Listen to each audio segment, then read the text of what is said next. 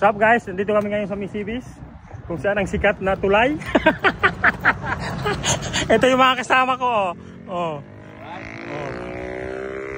Dumidiin yan.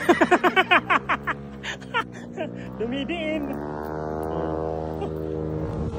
Walang ilaw, sige pa rin ng harurot. Ayaw malilit, kaya todo ang paglusot. Wala pang helmet, naka-shorts at tinelas. Pag sinita ng pulis, todo palusot sa dulas.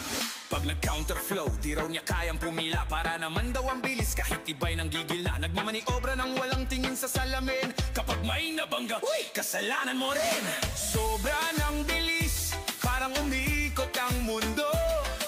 Sila'y nakangiti, sa disgrasya'y di alintana ito. Konting ingat naman pare, baka isang araw biglang mapuruhan ka dyan, mare.